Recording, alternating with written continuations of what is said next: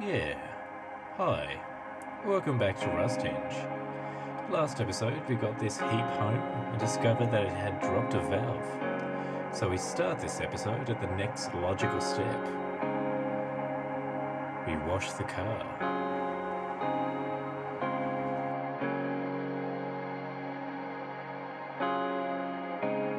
So you've got a pan of this, haven't you, Paul? Put it on a pan. I just want you to see how bad the paint is.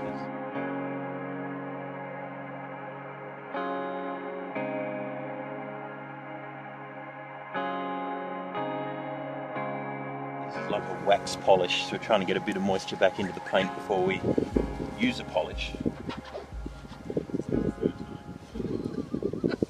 Oh, it's because it's outside. It's outside, so it just gets lots of tree debris on it all the time. Tree turds. That's right. Crap on your car. Hate it when tree turds crap on your car. It's the worst.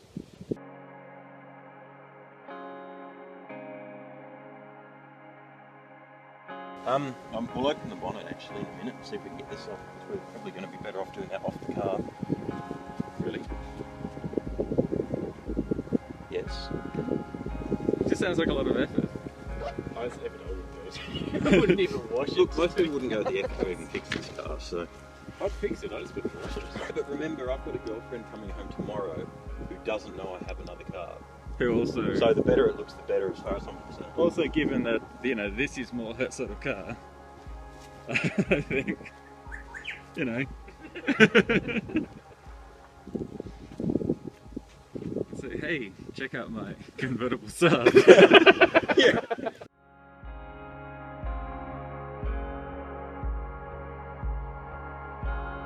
I'm just going to get this amazing footage of you washing a car. Yeah.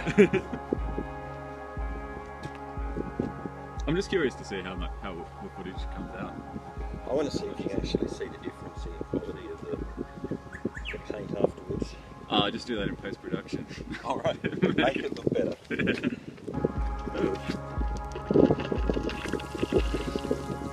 As unexpected.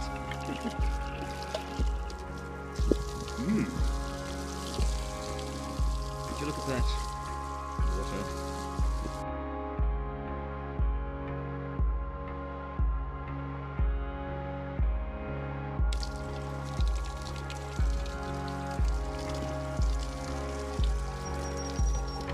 Where is it? Yeah, the door handle with a bubble. Oh man. That's the best. What happened to a panning shot of it? No, it's just a bubble. No, that's a good point. So usually you wouldn't polish with this much water because the paint's so bad it is just pulling all the water straight out of the polish if you don't use any. Yeah, well, I don't know because I don't clean my car. I'm new to the art, I'd have to say. That's Michael's hand. Wow. That's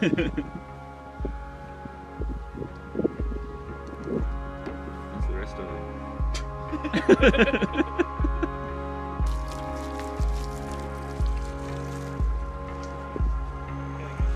Another going over.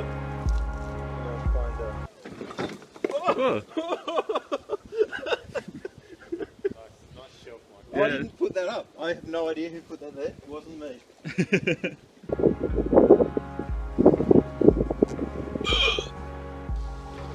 Rehydrate my massive mouldy shammee. It's pretty cool, pretty classy. Yeah. I think you'll find they're called a chamois anyway, aren't they? Chamois. A chamois. That's a chamois now. Get the chamois into it. This one is. That's a chamois. That's a chamois. Yeah, it's mouldy as well.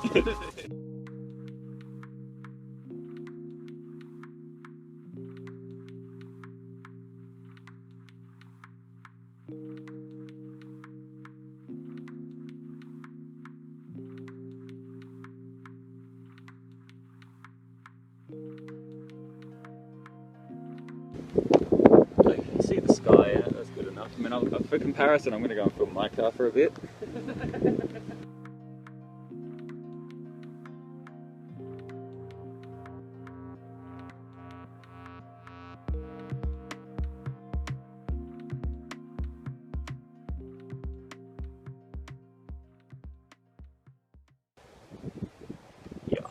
check it out.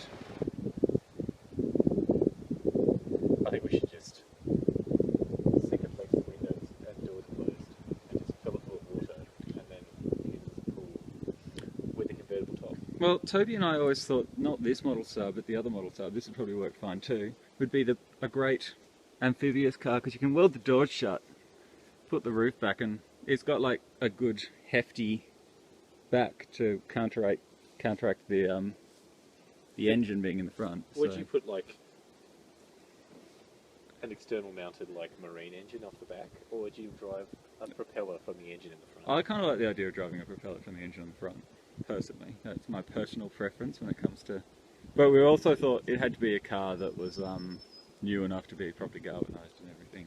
Oh yeah, so you thought it through then. Yeah, we thought it through. Yeah, fair enough. It does kind of look like a duck. Does it? Yeah, it's got like a duck bit at the front. I'm going to stop filming this because otherwise I'll have like 20 minutes of footage of cleaning a car. After polishing the turd, we moved on to checking the freshly delivered replacement engine. Check out that Alpha.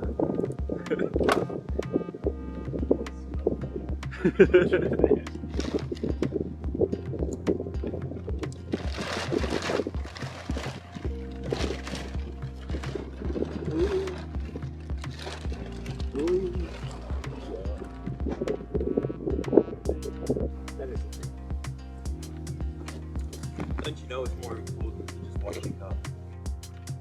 It doesn't need to work, it just needs to look good.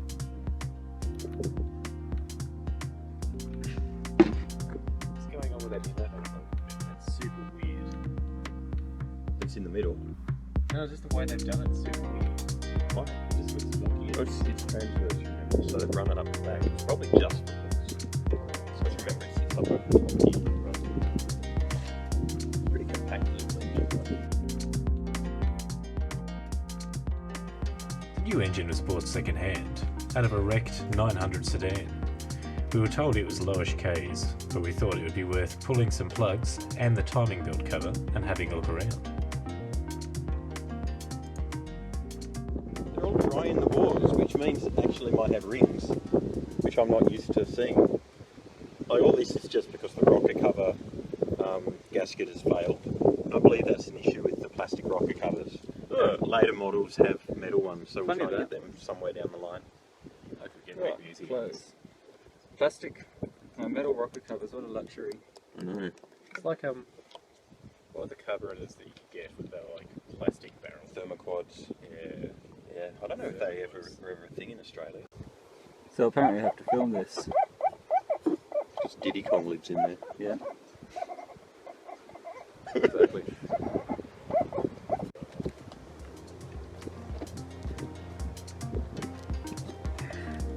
Got 2 out of 3. 2 out of 3 ain't bad. Or something.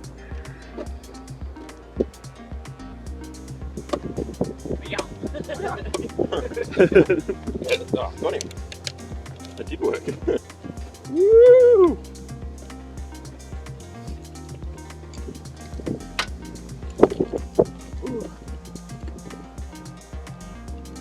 That's a trick of the trade there.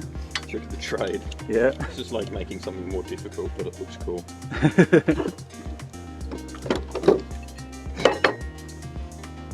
Well, so that's our dodgy water pump.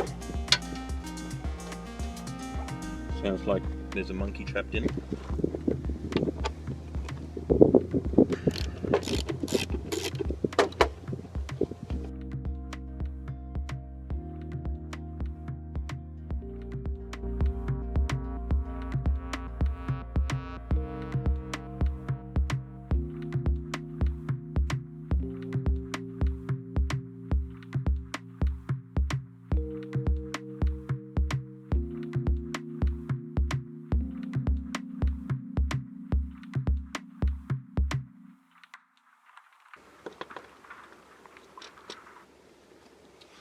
Here we go. Yep. Literally already on the toning mark as well. Yeah, they're close. So it's be fine.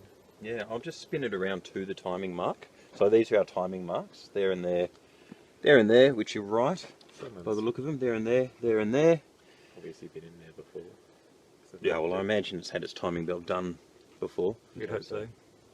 I don't think that was far off failing though. Look at that. Wobble town, huh? Yep. There's just grease in there. Let me just pull it round to the exact timing. Is that a 17? That's a 16 again. You're doing the world's smallest socket. Yep. Do you want me to hold the edges through? I don't need to. That's why I took the I can't even see what the timing mark is for this. Let's go off the top. I guess so.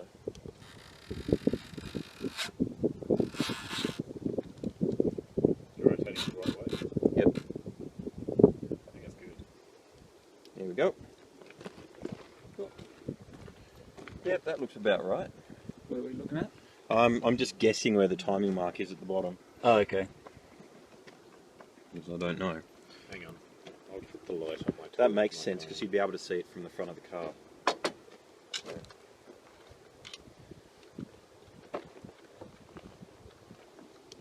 So a mark in there somewhere. It's pretty oily. I don't know. It's not. Fancy person. It's fine. But yes, new belt, New water pump. new water pump, new tensioners. Oh, the tensions there. Yeah, this whole unit comes, I believe, as a These take It's a out. service item. It's not just the pulleys like on a normal car. Good on you putting your head right in the way. You're That's welcome. great. Yeah. I'm just trying to figure out how it actually tensions though. Like, where's he actually? Here, Where's there's two guys. Yeah, but where's the tension off?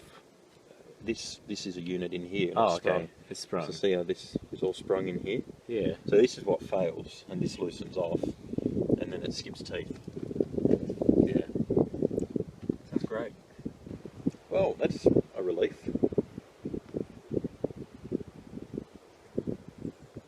It's a relief. Yep, fair enough. And it seems like it's got fairly good compression.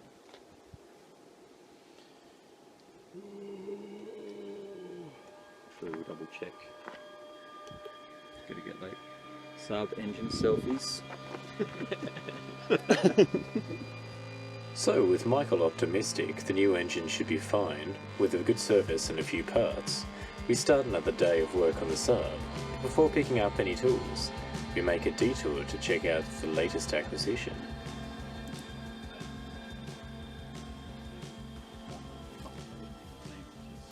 All stuck in there. Yeah, so without a manual, I'm not really sure, but I think that whole linkage should just drop out the bottom. That would make sense. But if not, like, I mean, it's got to be freed up anyhow, so getting a bit of is inox spray down in there classy. probably help. Yeah. Yeah, but that's looking pretty good. But it also, if you have a look underneath, Christopher, like under there, you'll see where the hydraulic oil's been leaking. Yeah. Which is pretty obvious Yeah. when you see that massive lump love of that. like congealed dust. Thick crust. The property this came from was a bit of a dust bowl, so there's dust everywhere. The filter was full of dust. I like just the need to oil filter. look at your kind of speed governor and like diesel pump over there. It's Yeah. pretty amazing. Kind of gives you a whole idea of how bad it is. Yeah, or just under, like if you look up in here, Christopher, I don't know if you've seen in there, just how much dust is around That's up in there amazing. as well. Just so much. And the air, it's got one of those like oil filters for the air. Oh, which yeah. the name currently escapes me. Some Oil bath. oil air bath. filter. Yeah, oil bath air filter. And that was just chockers. I bet it Like, was. I took a picture of it. It was just completely full. Hilarious. So I'm surprised it was even getting air. I love these. They're so cool. Yeah, that one's been broken, so it actually sits slightly wonkily to what it should. Putting a little gasket in there and everything. Yeah, I put the gasket in. Yeah, just snap it off the tractor. I don't know if I'll be able to snap it off. That's Yeah. a beast. That thing would weigh Yeah. a ton. But yeah, waiting on a manual for it because it's a pretty. You've given us the first tractor I've really worked on, other than yours that we've got that manual for. But yours is so simple. Yeah. This is a little bit trickier, and there's nothing online about it that I can find. It's hard to even find reference to the model. It's on Tractors Arta, and it's just got one page, no pictures, nothing. So I think it's one of the Argentinian Fiats Oh yeah. as well, so it's come out of Argentina. And yeah, not a whole lot known about it at the moment. That's cool. Yeah. Yeah. Do you want to do a walk around of it, Toby, and make it look wicked? Oh, yeah, so I can do that.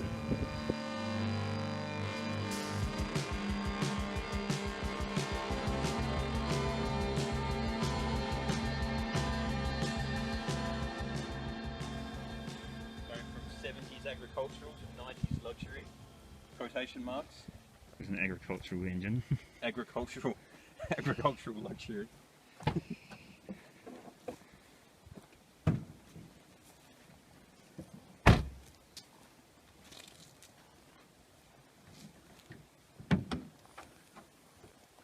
Okay, so our first job today is removing the inlet manifold because I didn't get a new one with the engine. This one will probably need a bit of cleaning out, as referenced here, which is surprising we didn't actually see this first, Toby, if you come around and have a look. Now I pulled a bit of that out, so it wasn't just sitting there, but if you have a look in there, and I don't know how much you'll be able to see, but there's just stuff all through that. Yeah, how good's that? You can actually see something underneath even further. Removing the inlet manifold was relatively simple. We just removed the 7 nuts holding the aluminium monstrosity on and unclipped the throttle position sensor as well as the vacuum and EGR lines.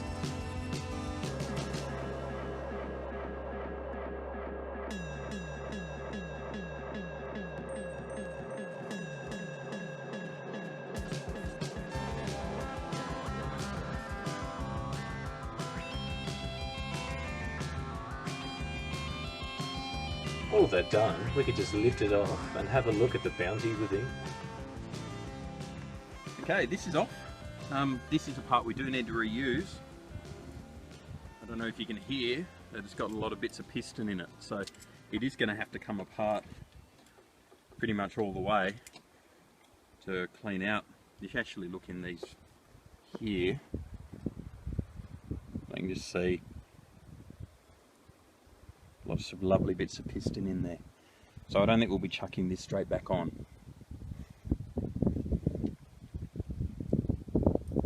It's coming nice and close. So I'm just gonna...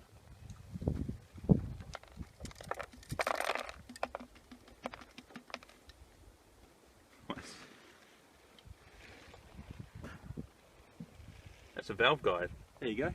Sorry, a collet, like a holder.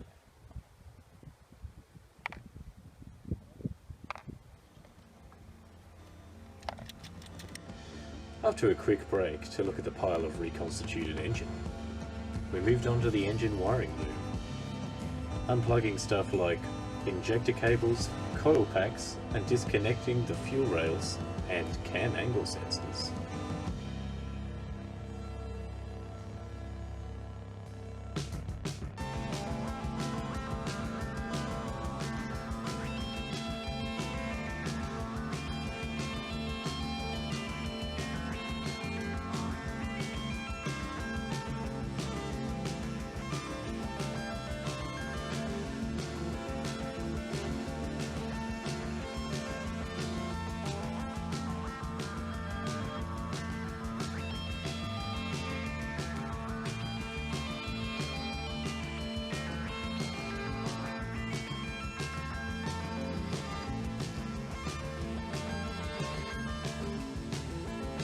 Yeah.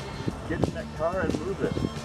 With the wiring loom dealt with, we then used our Mega Man muscles to move this convertible skip into place, ready to get ramped. Yeah. We're in the shade. We're talking the shade.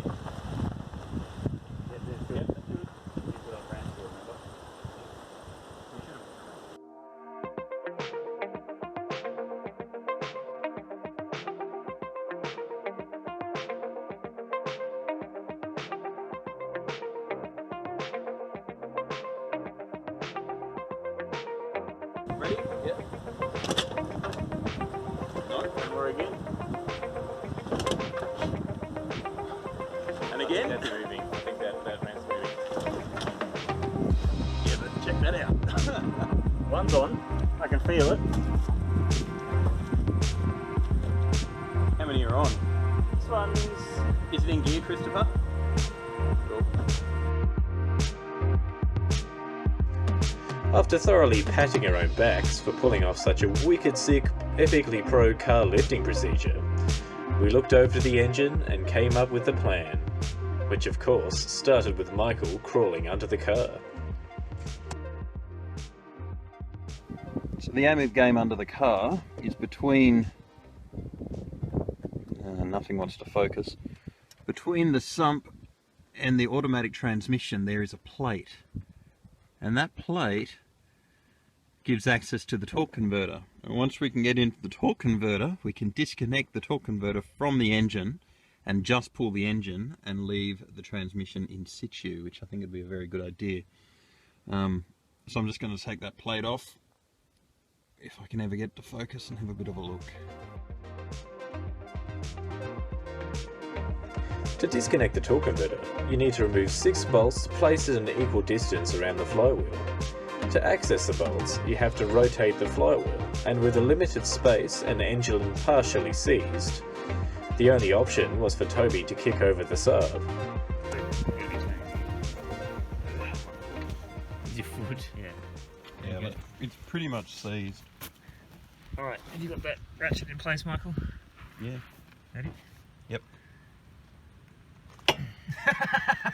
Alright. And again. One more. One more, even. So that is actually sitting on the One more bottom of the time. flywheel. Yeah, that's the crank bolt there. Okay, so that's where it's stuffed, isn't Yeah, it? I think that's where it's stuck. Okay, anyway, I think I should be able to get them from there now. I might be able to press Can you just go and double check the other flywheel and just make sure there are only 6 bolts? I'm pretty sure there are. I think it's... Okay, so you're undoing the torque converter bolts. Yep.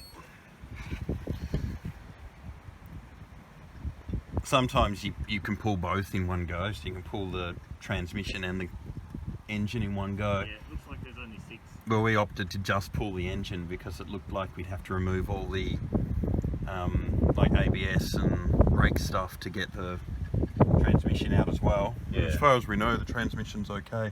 Toby, can you just grab that? Yep. One more, and then we should be good. I can't even see it. And so then dark. we just need to take the transmission bolts off the top of the engine. Yep. Because we have all the engine mounts off at this point, don't we? There's one, I've got to take 2 bolts out down here. But we need to have that balanced on the... Yeah, we're not taking any Right. mounts out until it's supported from the top. Yeah. Yeah, that'll be good. So small.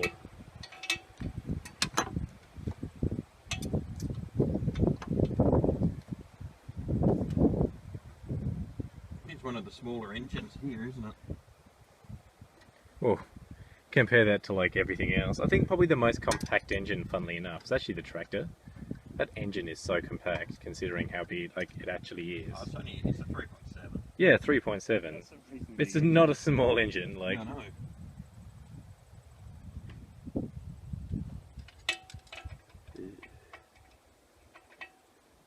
That's the same size engine as the Valiant, isn't it? 3.7. Yeah. Yeah, it is. It's like, have you seen the engine in the tractor? Okay, Come have a look. I'll show you the tractor engine.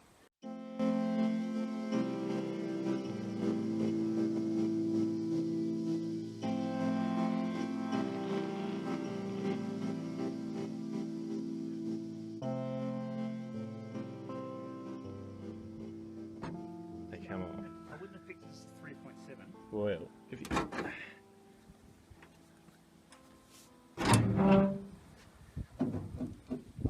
There you go.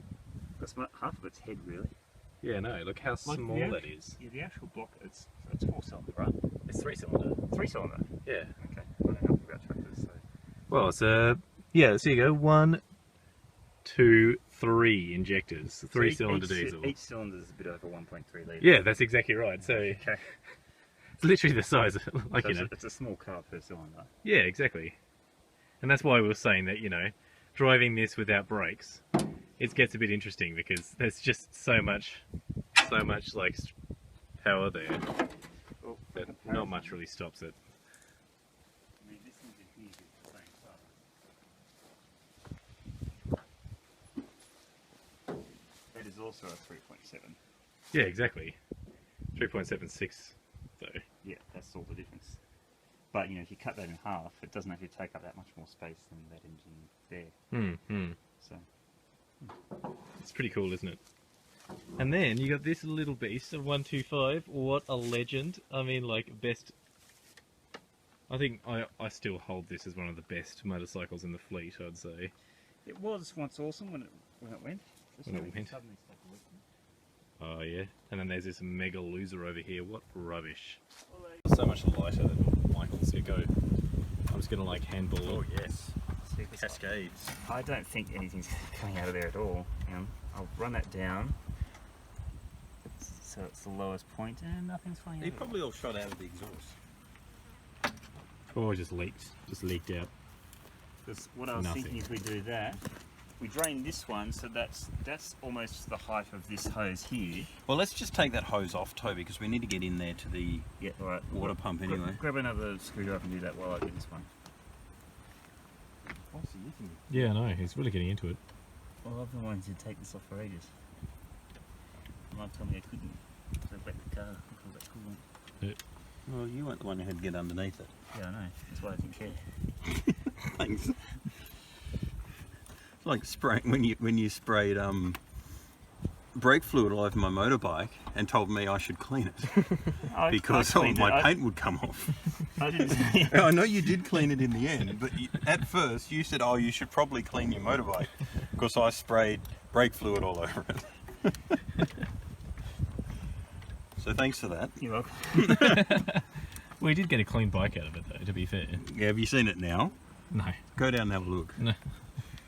I parked it where I thought it would be good, but it turns out it was under a tree that galahs liked, so they crapped all over it. Okay, so just get him out of the way. Oh, Delicious. that's clean. Ugh. Yuck, yuck, yuck. Oh yeah. Just get new hoses. In That's the sun. revolting. All right.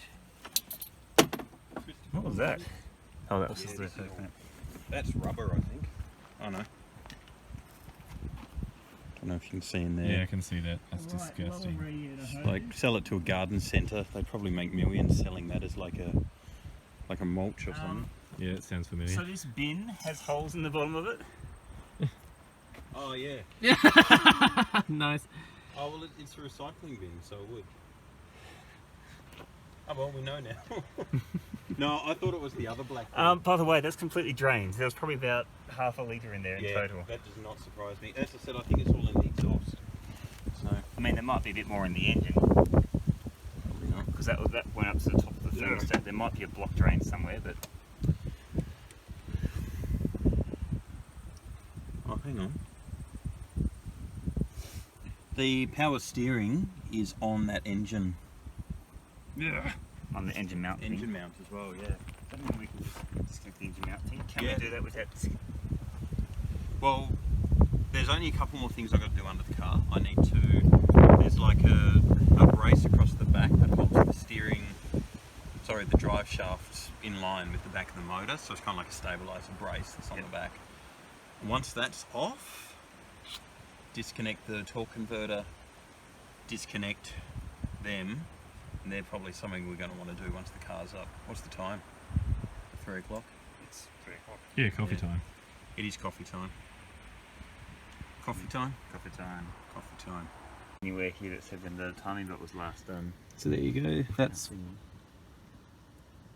what we're using to I'm push the starting to engine think over. it could have just been the lack of coolant. It just pinched a valve and Yeah, I think it probably was. knocked itself out.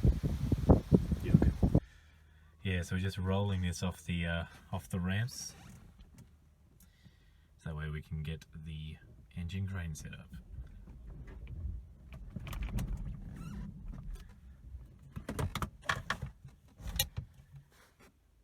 Yeah.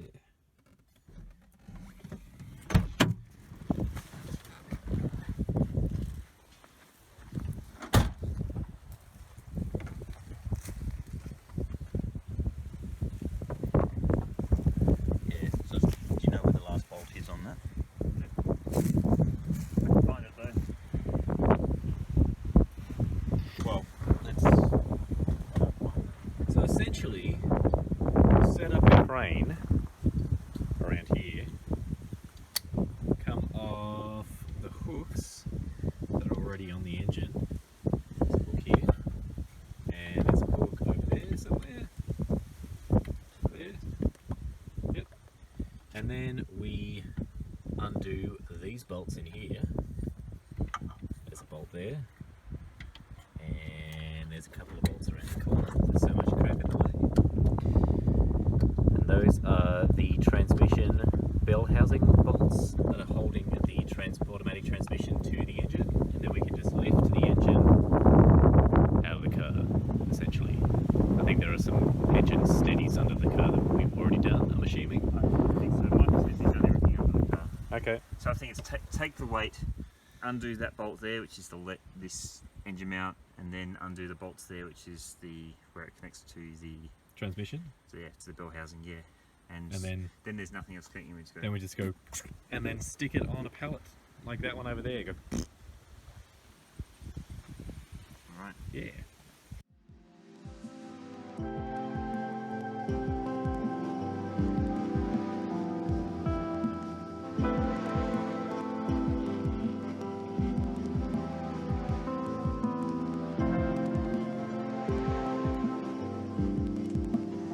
Using the engine crane to take the weight off the mounts and bell housing bolts, they could be removed.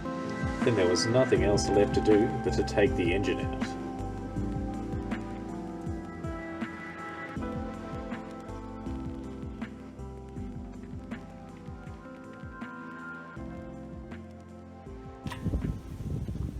See, it's completely separated. Okay. Hey Michael. We're good. Yep. You just get in there and leave that back a bit. It's this one.